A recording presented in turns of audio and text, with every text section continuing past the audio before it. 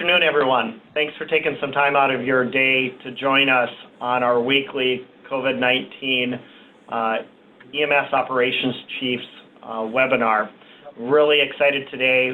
We have a guest panelist with us, Dr. Jon Krohmer, and I'll introduce him and turn the floor over to him in just a moment or two. As we've done in past meetings, we will have a panel available, so depending on the questions that come in, who would be best to kind of handle them for us. But as we begin, Samantha, would you remind us all kind of how the webinar will work and how the question and answers could come in, as well as the chat function? Certainly. Thank you, President Reinert. Welcome, everybody, and thank you for attending. As a reminder, the chat box is for peer-to-peer communication, catch-up, and information sharing. We encourage you to share links and resources with each other in this way. For any questions that you would like addressed by President Reinert, Dr. Krohmer, or other panelists, please go ahead and enter those into the Q&A box, which is located directly next to the chat box by hovering either on the top or the lower section of your screen. If there's anything that falls outside of that, feel free to email info@ambulance.org and we'll work to get back to you as soon as we can. Thanks, Sam. Appreciate it. So as we begin today, I'm going to turn over the floor to Dr. Krohmer. Many of you know Dr. Krohmer from all different roles that he has had in emergency medical services for quite some time. From his role as an EMS systems medical director in Michigan to his current role with NHTSA's Office of EMS. As folks likely know, Dr. Krohmer is the director for NHTSA's Office of EMS, is a board certified physician in EMS, as well as been a physician medical director for many communities all across Michigan and Maryland. He's served in many different positions, such as the president for the National Associations of EMS Physicians, and quite some time within the federal government, not only with NHTSA's Office of EMS, but with the Department of Homeland Security. So comes with a wide background, not only within federal government, but outside of federal government as well. So Dr. Krohmer, I really appreciate you taking time out of your schedule today to spend some time with us talking about what's happening federally. And then folks, Dr. Krohmer has offered some of his time for questions that you might have for him on our federal response and how it's intersecting with all of you and your day-to-day operational responses. So Dr. Krohmer, please. Thank you so much, Aarron, and I really appreciate the opportunity of joining you this afternoon.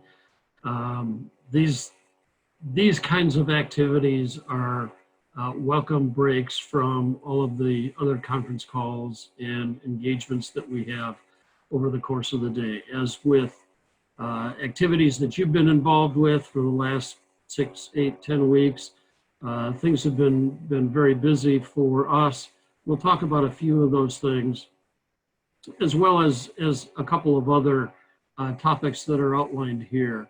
I've got to be honest and share with you, though, that these types of engagements are certainly an opportunity for me/us to share a little bit about what's going on.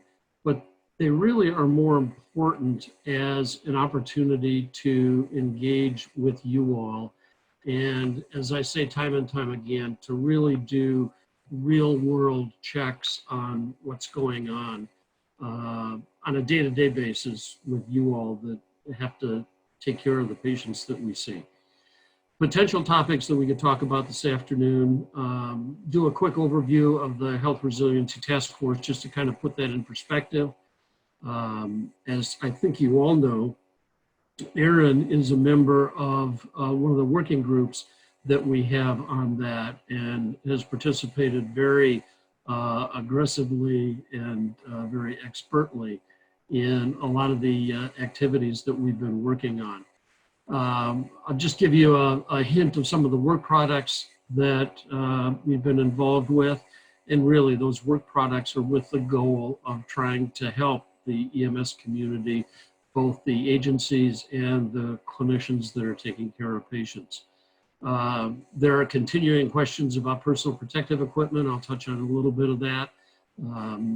We'll have some information and not some specific answers that I'm sure will be coming out.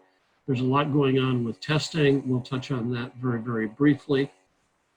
Talk about reimbursement, because that is an issue that is just critical to our ability to continue to fill our mission. You know, as recently as the Wall Street Journal this morning, providing information on how reimbursement issues are stressing the EMS system so significantly. And then just very briefly on a couple of things having to do with crisis standards of care. We can go to the next slide, please. This will, it's interesting, I almost pulled this slide because we're starting to go through some transition within the task force. But this FEMA Healthcare Resiliency Task Force was established, it started to form actually even before the National Response Coordination Center was activated and FEMA took over. But we've been operating historically under three main pillars and then many supporting activities as are outlined here. The three main pillars are EMS and pre-hospital, hospital, and out of hospital. I will share with you early on how appreciative we were of having the EMS/pre-hospital group identified as its own standalone pillar because it reflected some of the focus that we wanted to include in all of these activities. As many of you are aware, however, we oftentimes refer to much of what we do in EMS as in the out-of-hospital environment.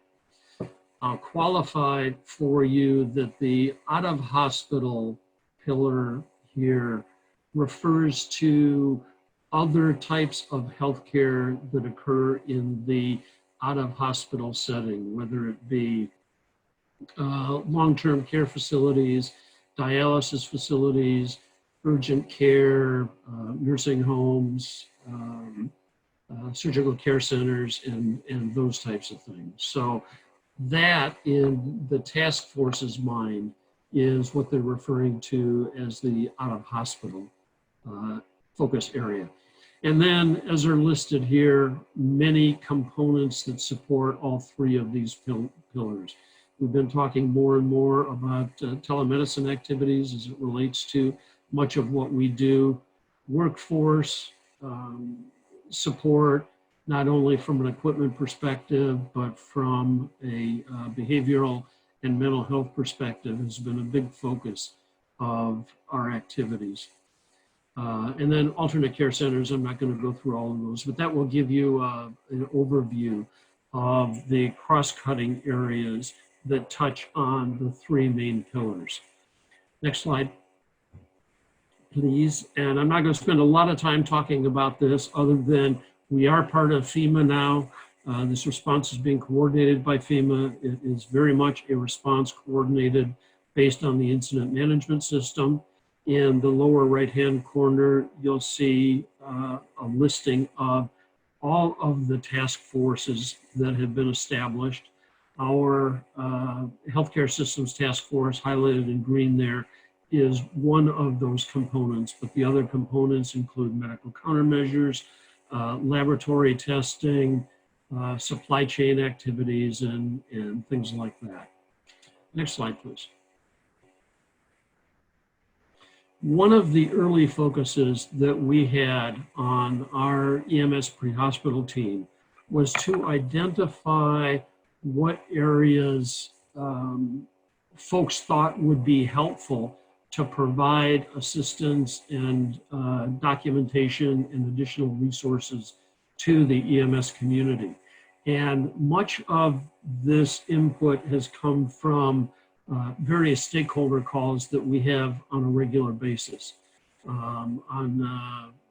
Every week we have, as part of the task force, and ECHO, which is the University of New Mexico telehealth platform, is used. Mondays is an EMS focused discussion.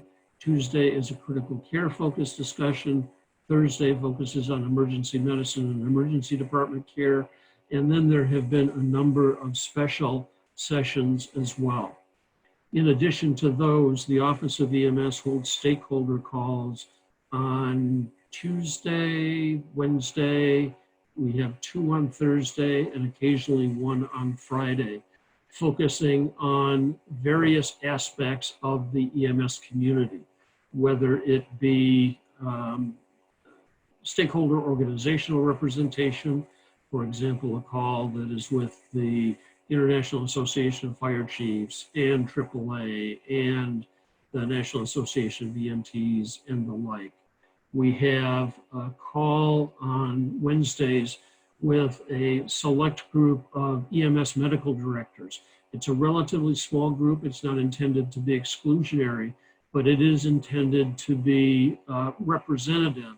And it's an opportunity that we have to bring together medical directors to look at the issues affecting EMS from the physician's perspective. We have a regular call with the National Association of State EMS Officials, a regular call with the 911 community, and things like that. So we're using those engagements to help us identify what issues are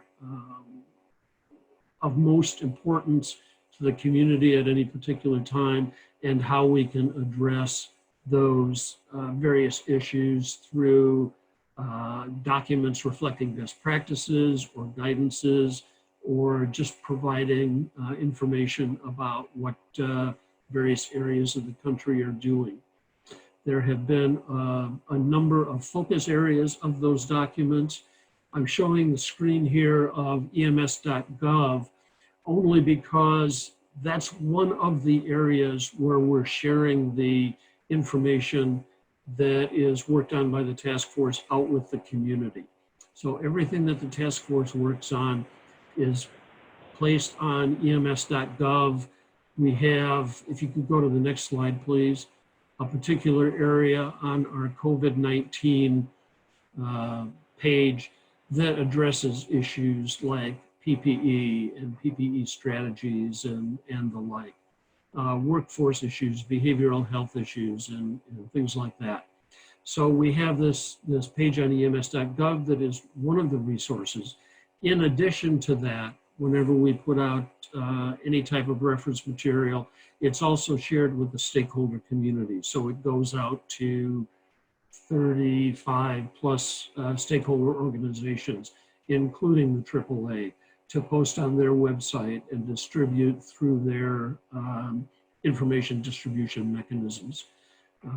So I would encourage you to take a look at ems.gov, the coronavirus page, and just look at some of the reference material that is available. In addition to task force material, we also catalog on that site templates and examples and best practices that come from state EMS offices, or that come from local EMS agencies or local EMS systems, to allow you all to look at those references and incorporate them into whatever needs you have in your particular systems or agencies. Next slide, please. Personal protective equipment. That has been one of probably the 2 big Achilles heels that we have had in this entire event. As you all know, we're faced with a very significant shortage of a number of components of personal protective equipment, particularly the N95 respirators and most recently gowns.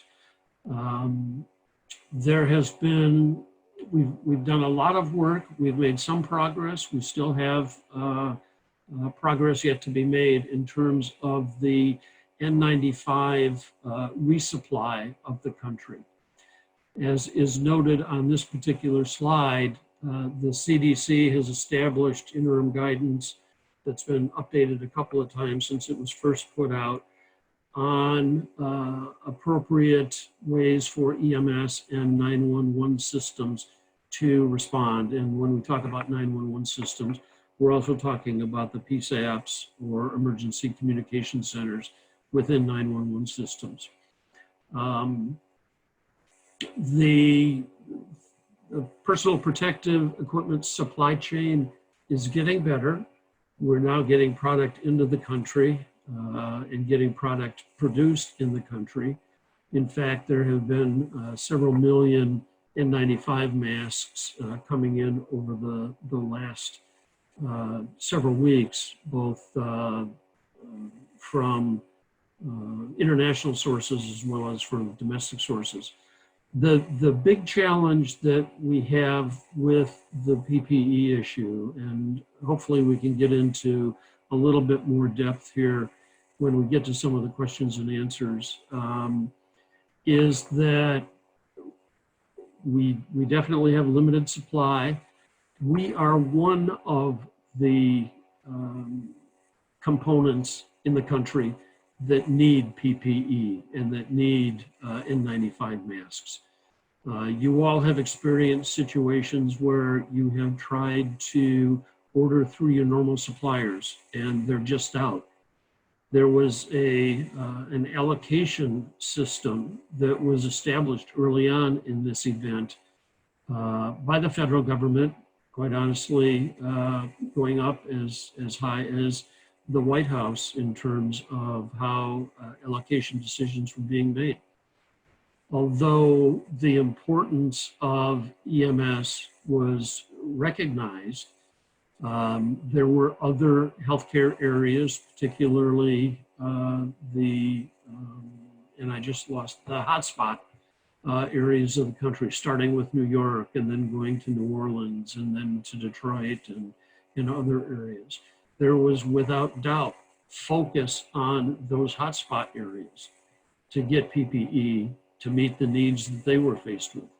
That's part of what resulted in not being able to fill PPE needs for other areas of the country. We're still operating under a deficiency of personal protective equipment, which is why you're still not getting all of your resupply that we need. We're looking at all of those issues as we continue to move forward and make plans. I'm not going to spend a lot of time talking about gowns. There's been a shortage of gowns. There's been some controversy about who should most appropriately receive gowns versus coveralls versus how do we get those distributed. So those are all issues that we're trying to address. We were able to identify early on, and this still continues to be the process, when agencies are looking to order supplies or to fill needs that they have, the first purchase or the first ordering component continues to be through the normal ordering supply chain channels. Now, I will freely admit that when you go to your typical medical supplier, they are going to tell you that they don't have N95s right now available, or don't have the typical N95s that you were used to using. When you can't get product that you need from your local distribution chains, then take it to the local emergency management agency. And that is the first chain, the first link in the chain of moving into the government resupply chain or process. If the local emergency management doesn't have supplies, they're being directed to take it up to the state emergency management level, who may have supplies that they can then provide. Only when state resources fail is it taken up to the federal level and included in the specific distribution decisions that are being made. I will tell you that over the last 6 weeks, the priority of first responders in that allocation chain has increased significantly. when the first allocation priorities were established, first responders, including EMS, were still a part of the high priority category, but they were down six or seven in a list of about 10. I can tell you that currently, as of this morning, first responders are up at number 3. So through efforts of you all communicating with your chains and through some of the pushing that we've done on the federal side, there is a continued recognition and an increasing commitment to personal protective equipment supplies to the first responder community. Next slide, please.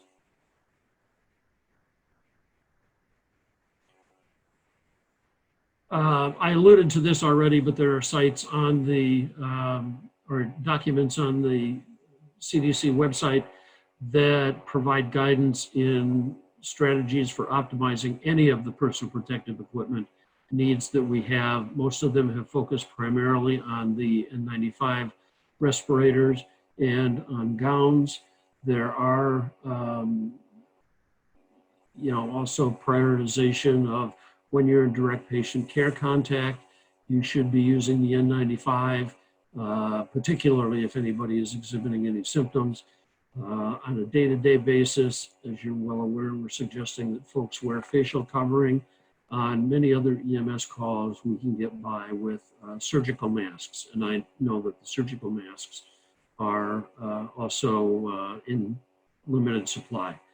The next slide, please. But one of the things that these strategies reinforce is the concept of reducing the use of a particular component of PPE when it's appropriate to do so, reusing them, and then repurposing. Part of the repurposing philosophy is, as I alluded to, when you don't need to use an N95 level of protection, go to a surgical mask protection. There are some, also part of repurposing, and we're talking more and more about these in the last several weeks, has been the use of elastomeric, either half or full face respirators for situations where you are in close patient contact. Next slide, please. And then the other issue that we'll talk about associated with strategies for optimizing use is decontaminating personal protective equipment. We have historically always had the luxury of, one patient, one use of an N95 or other PPE, and then it's disposed of. Because of the shortages that we're faced with, we need to look at options of decontaminating and reusing those devices. Next slide, please. One of the things that we have done on the national level has been through the Defense Logistics Agency and FEMA and HHS-ASPR procured a number of critical care decontamination systems. These are high capacity decontamination chambers, essentially, that have the opportunity or have the capability of decontaminating a large number of respirators within a couple of hours. They can do upwards of tens of thousands of respirators per day.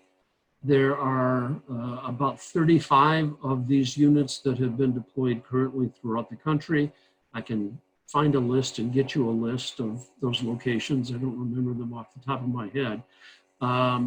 But it provides a decontamination capability for all first responder agencies at theoretically no cost. I'll say officially no cost. There is minimal cost associated with it.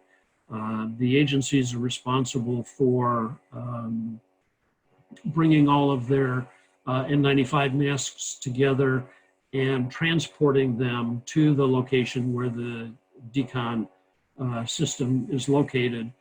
Then contract staff take over, they go through the entire decontamination process. There's a period of airing the chambers out, and then the contract staff bring all of the respirators that have been provided by ABC, First Response Agency, together, and then they get back to the agency. Through studies, NIOSH has determined that you can decontaminate very reliably an N95 respirator up to 20 times, as long as it's not contaminated with dirt or fluids or things like that. Interestingly enough, this is a total tangent, but in New York City, when they started to work this, the most significant reason for not being able to decontaminate N95 masks was makeup. So just a little trivia piece moving forward. But the goal is to ultimately get about 60 of these units around the country to allow us to reliably decontaminate and help maintain the supply of N95 respirators. Next slide, please. The other thing that has really been a challenge has been testing. It started out as a challenge because there was limited testing material available. And because of the limited testing material, the focus again was on the hotspots and primarily on hospitalized patients and healthcare providers taking care of patients in hospital. Early on, as you all know, it was difficult to get testing capabilities for first responders. Because of the focus on inpatient units initially, first responders were prioritized in the testing scheme down a little bit more, again, as in response to the need and in response to education that we've provided on the national level. First responders now are included in the highest priority of testing. So as testing material becomes available, particularly for first responders who are symptomatic, we do have increasing capability to accomplish the testing. It's still not where we need to be, but it's better than it was. As you all are probably aware, there are a lot more potential testing modalities available. Many of those currently have not been significantly tested and validated. There's a lot of work going on right now in antibody testing as opposed to the PCR testing for viral material that we've had historically. There are a lot of people, a lot of organizations out there, a lot of vendors out there that are promoting their testing materials. I need to offer a little bit of caution in that most of those that have recently come on the market and are currently being evaluated, particularly with the antibody testing capabilities, there are some concerns about the sensitivity and specificity and the error rate with some of those testing materials. This will sound like a very self-serving comment coming from an EMS medical director, but as you're looking at your testing needs, please work very closely with your health department and your medical director to identify the testing modalities that work best for your agency and that are incorporated into an appropriate decision-making process in terms of quarantine, isolation if they test positive, and return to work considerations. We are in the process right now of planning an EMS focused webinar for next Tuesday, where we will be talking specifically about the testing issues and the various modalities that are available. So, paid political announcement on my part, but keep watching your email for the announcement of the EMS focused webinar next week on testing capabilities. Next slide, please. The other final hot button that we have related to services provided by EMS agencies obviously is the reimbursement issue.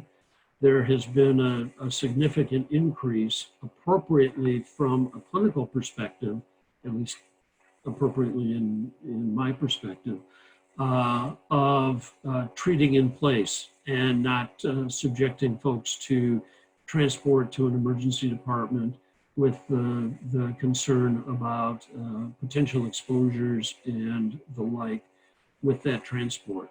As you all know, treat in place, EMS telehealth resources are not reimbursable by CMS. They are reimbursable by some of the private insurers. We have had multiple conversations with CMS over the last several weeks and have asked them repeatedly to review their authorities and the capability of issuing waivers for some of the treatment aspects that EMS is involved in. We have been able to get some waivers for transport to alternate destinations, alternate care sites, if those sites are part of a recognized EMS system plan.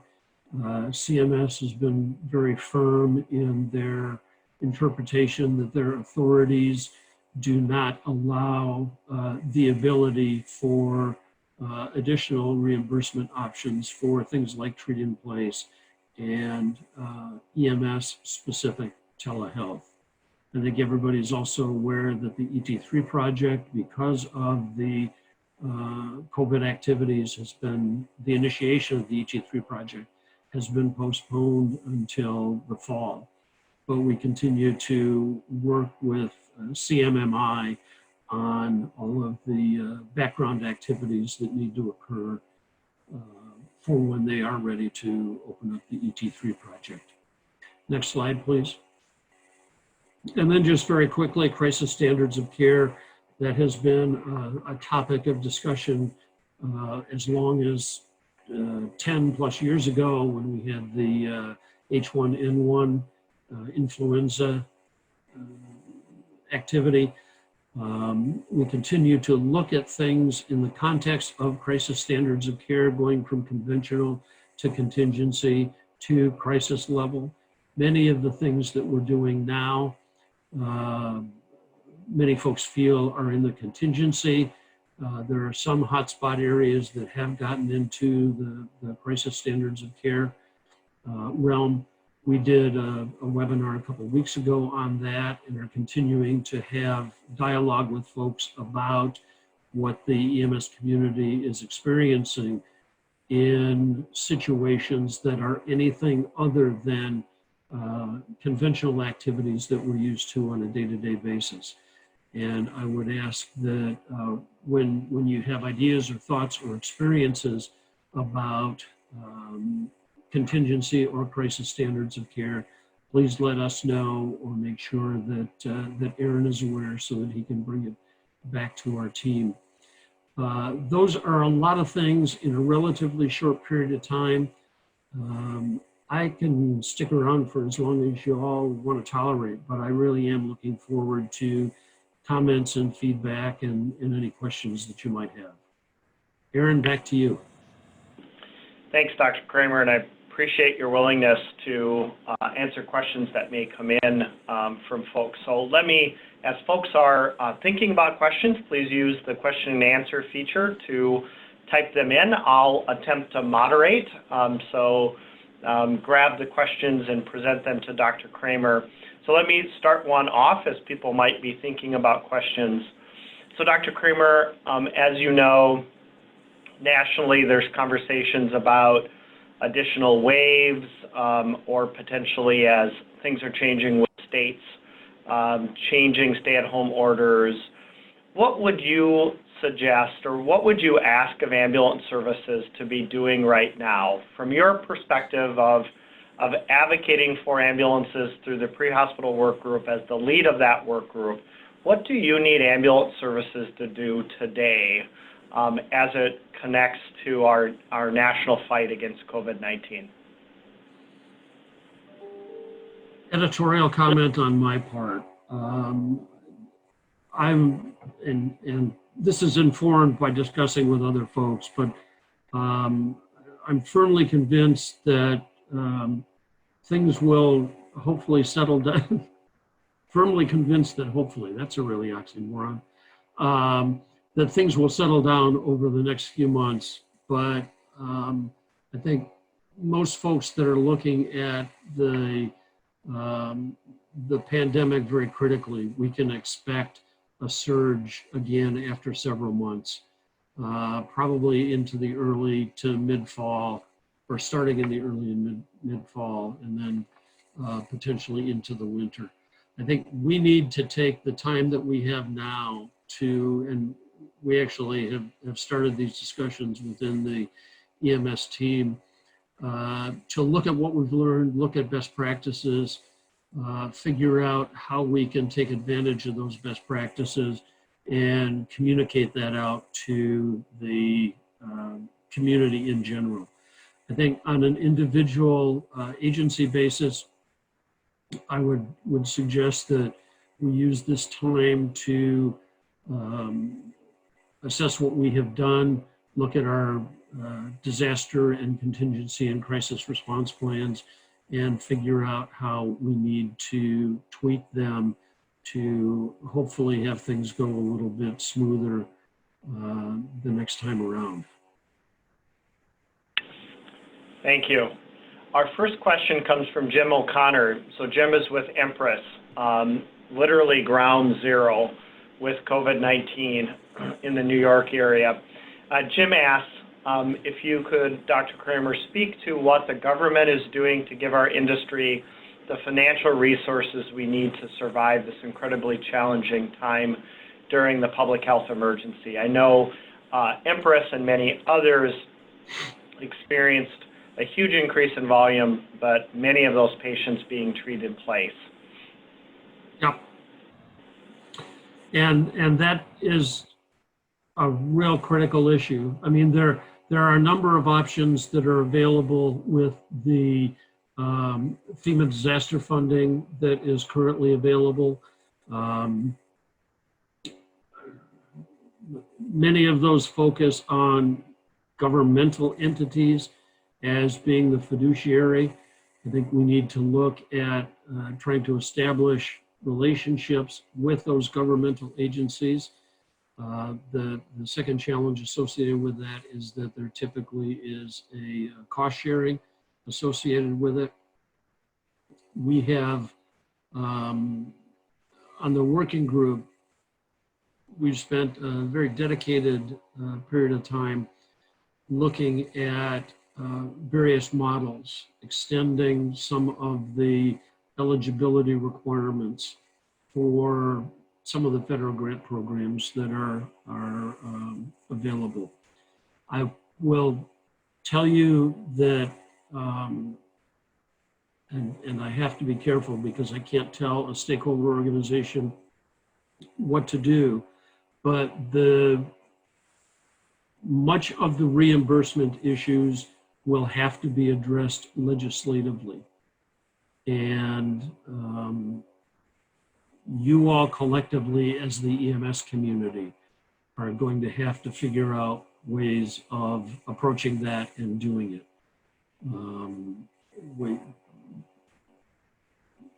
We have been very deliberate in our conversations with the federal agencies, and as I alluded to earlier, CMS really, because of their legislative authority, do not have the ability to make the changes that the community thinks needs to be made right now.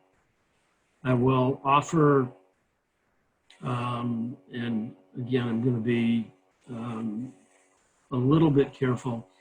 One of the things that the community frequently looks at is we now have the capability for reimbursement for resuscitation termination in the field. That reimbursement capability came about as a result of the negotiated rulemaking process in the late 90s. And I just have to reflect that that's not a process right now that the federal government would be interested in re-entertaining. So, you know, talk with Aarron. He has shared with me some of the ideas that he has from a stakeholder organization perspective, and I think that's a reasonable way to approach it. Thank you. A question from Jonathan Washko. Jonathan's with Northwell and their Center for EMS, and I know Dr. Krohmer knows him well as a NEMSAC member. So kind of building on that previous question, if you have insight into what authority does CMS feel it's missing in the ability to allow for reimbursement of something like treat in place? Is there a statutory authority that's missing? What insight might you have into what's holding them back? Well, I can tell you that the response that we have gotten is that the enabling legislation that allows CMS to reimburse for ambulance services is specific to transportation.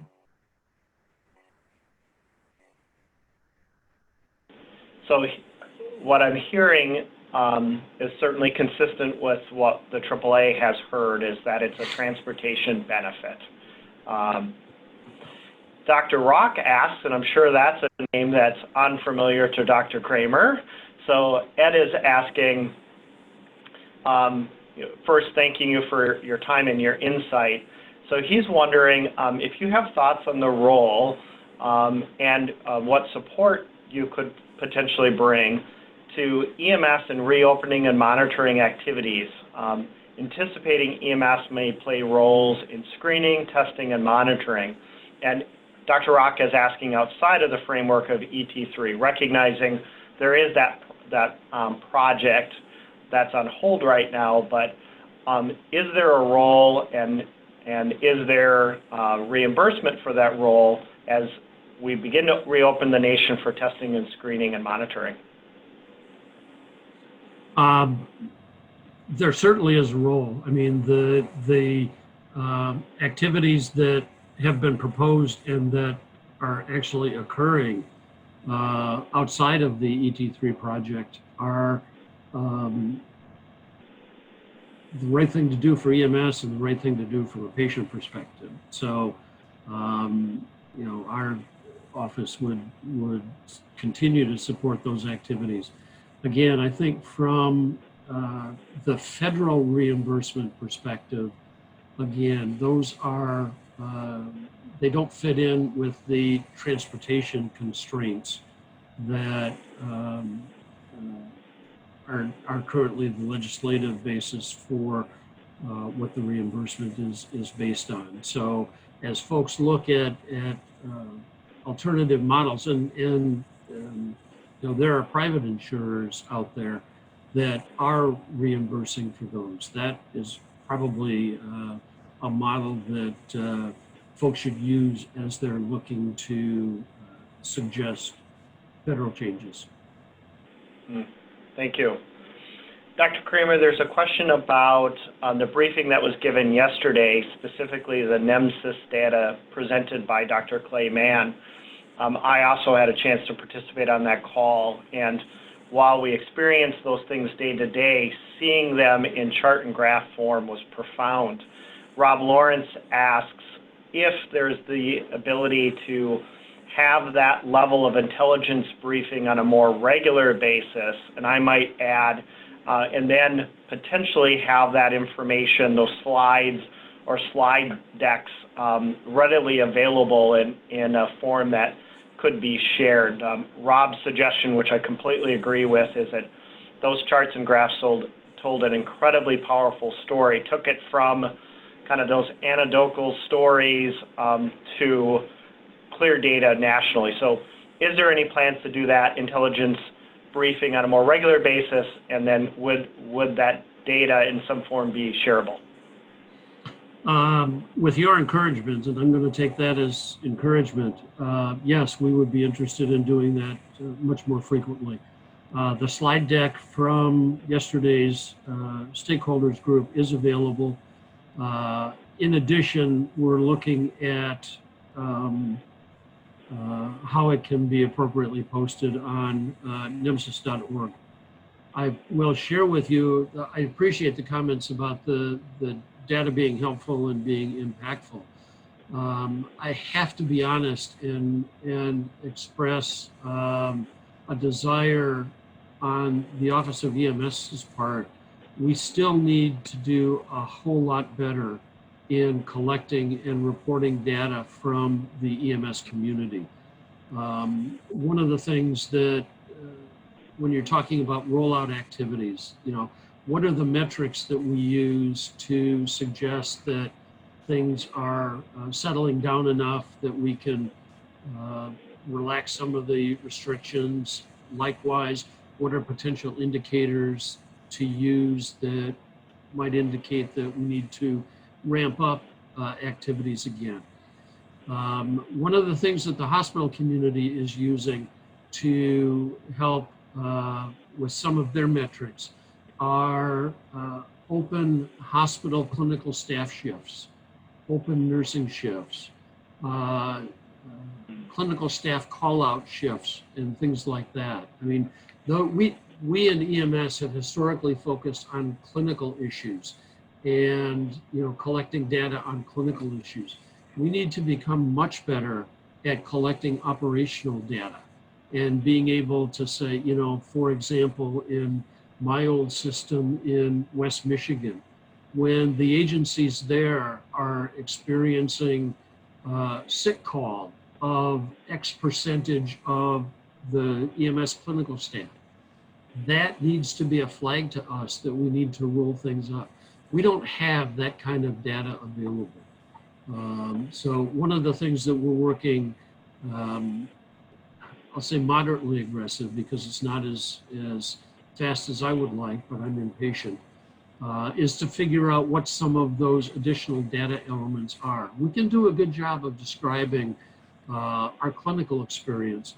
We can't do a good job of describing our operational experience. And a lot of the operational things are the questions that are coming up now that we need to be able to answer better. And Dr. Krohmer, there's a couple of questions around the supply chain. And so Randy Strozek, Senior Vice President from GMR and our Secretary for the American Ambulance Association, is wondering what efforts have been made or could be made to ensure the priority of emergency medical services kind of in that upper tier translates into PPE actually arriving at providers. And Anthony asked something similar that just says in the first wave it was really difficult to get PPE. Will that continue in the second wave, or what might be in place to help folks have the PPE replenish what they maybe have already used in preparation of the second wave? I'm going to answer that in two parts. The first part, and please don't quote me word for word, but close. Bug the dickens out of your local emergency management agencies and make sure that they then transmit that information up through the state channel to the national level. The reason I acknowledge that was earlier this week, there was a report on the Health and Medical Lifeline and that's one of the lifelines that FEMA uses to gauge the stability of the country. I was looking at regional reports for each of the 10 regions. And in 6 of those regions, there was no EMS concern reported up to the FEMA regional office from their component state offices. There was one that made reference to PPE, particularly N95s. There was one that made reference to globally not being able to get PPE. And there was another one that made reference to a volunteer agency closing because of lack of staffing capabilities. FEMA also gauges the stability of the country's healthcare system in red, yellow, and green lights. And 8 of the EMS sector reports were green light. So my sort of organizational thing is you have to be real deliberate about communicating to your local emergency management folks the stresses that you are under and the resources that you need. I think from a little bit more of a global perspective, we've had several conversations with the National Association of State EMS Officials, and we've got another call scheduled with them tomorrow.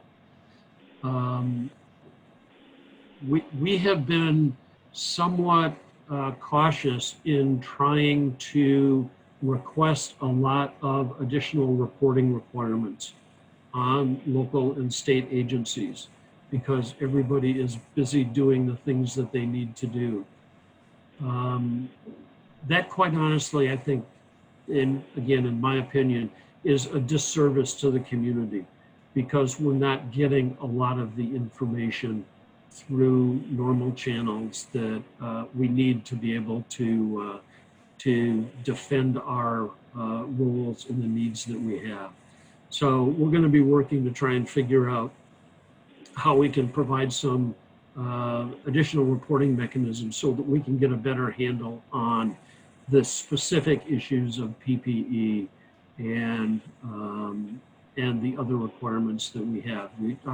I'll put Dr. Rock on the spot because at an earlier discussion that we had, he made reference to the fact that critical care transport agencies are potentially going to be having difficulty getting IV pumps because a manufacturer and distributors are no longer going to be supplying those. That was the first time we'd heard about that.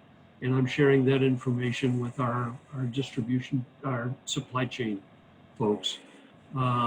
So there are 2 ways. The bottom line is we need better data, and there are 2 ways that we can do it. You have to share information to your local emergency management agencies, and we have to figure out a better way at a national level to gather that information without being too cumbersome on local agencies. Thank you. And I know as I've had the chance to participate with the work group, it's critically important when there are the challenge with the facts. So I recall recently a concern shared with the work group by one of the work group members around nursing homes and COVID-19. And with that specific example with specific facts, it was easy to see how that was able to be brought up the chain. So Jonathan Washko asked a question about the FEMA Lifeline framework, and I wondered, his question makes me wonder if part of our challenge in the measurement being green is based on the Lifeline document listing what we would perceive as ambulance, emergency medical services as transportation. So 2-part question. I'm going to expand on Jonathan's question. One is simply what process might be in place to revisit that, and if there's a gap, help FEMA understand that certainly transportation is one of the things we do, similar to fire suppression is one of the things that fire departments do, but clearly provide a broader. And secondarily, is that view of transportation as part of the national response strategy, maybe why we're listed as green, because we can move patients, but maybe it doesn't see the bigger picture part. So a 2-part question. Yeah, the lifelines are established as a part of the national response framework. And that was most recently revised or published within the last year or so. We've already had conversations with FEMA folks working on specifically that document about how to potentially address that. We, as we looked at the FEMA lifelines and looked at EMS activities, EMS actually overlaps or impacts 5 or 6 of the various lifelines, in addition to transportation. So we've already raised the issue. We'll be continuing to work with FEMA on how to try and address those. I think candidly, in looking at the comments that I've seen on the regional reports, even though EMS is listed as transportation under the Health and Medical Lifeline, the comments that have been associated, at least when there are comments, they understand that it extends beyond just the transportation component of what EMS does.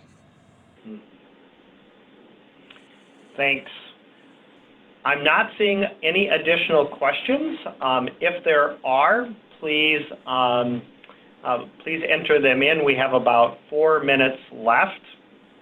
I might ask Dr. Krohmer a question. So as you continue to lead the pre-hospital group, what do you see the group working on the next weeks or months? What does it look like in your crystal ball? Do I have to, so Dr. Krohmer, what I'm asking is, do I have to be on calls every morning at 8 a.m. Central? Actually, Aarron, I could very easily turn that around and say, based on what you've heard over the last 3 calls this week, what are we going to be working on? But I won't do that. I'm sorry. This is my show. You get your show at 8 in the morning. I understand.